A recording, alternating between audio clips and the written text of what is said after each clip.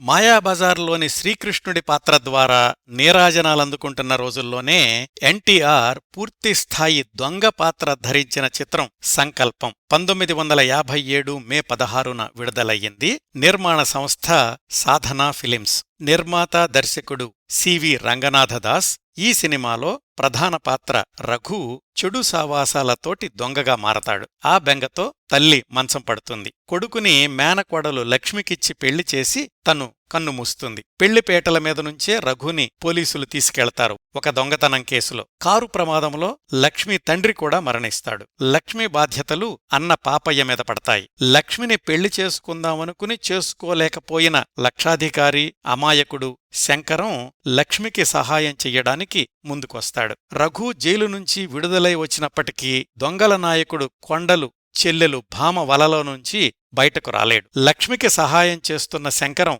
రఘుని ఎన్నిసార్లు రక్షించినా తన స్వభావం మార్చుకోలేక మళ్లీ మళ్లీ జైలుకెళ్తాడు రఘు. చివరికి రఘు లక్ష్మీలకు పుట్టిన బిడ్డ గోపి 6 ఏళ్ల వయసొచ్చాక తండ్రిలో మార్పు తీసుకురావడం, అందరూ కలుసుకోవడం, రఘు తన ప్రవర్తన మార్చుకోవడంతో సినిమా పూర్తవుతుంది. ఈ సినిమాకి మాటలు పినిశెట్టి, పాటలు అనిశెట్టి, సంగీతం సుసర్ల దక్షిణామూర్తి. ఈ చిత్రంలోని ఈ వయసు సొగసు తళుకు బెళుకు, నా ఆశలన్నీ కలబోసి నిన్ను కన్నానురా పాప లాంటి పాటలు అతిశ్రావ్యంగా ఉంటాయి. ఈ చిత్రంలో ప్రధాన పాత్ర రఘుగా ఎన్టీఆర్, ఆయన భార్య లక్ష్మిగా కుసుమకుమారి నటించారు. ఈ కుసుమ ఎన్టీఆర్తో హీరోయిన్ గా నటించింది ఈ ఒక్క సినిమాలోనే. తరువాత వేరే పేరుతో తమిళంలో కొనసాగారు. ఇంకా లక్ష్మి అన్నయ్య పాపయ్యగా రమణారెడ్డి, దొంగల నాయకుడు కొండలుగా ఆర్ నాగేశ్వరరావు, ఆయన చెల్లెలు భామగా రాజసులోచన, లక్ష్మికి సహాయం చేసే లక్షాధికారి అమాయకుడుగా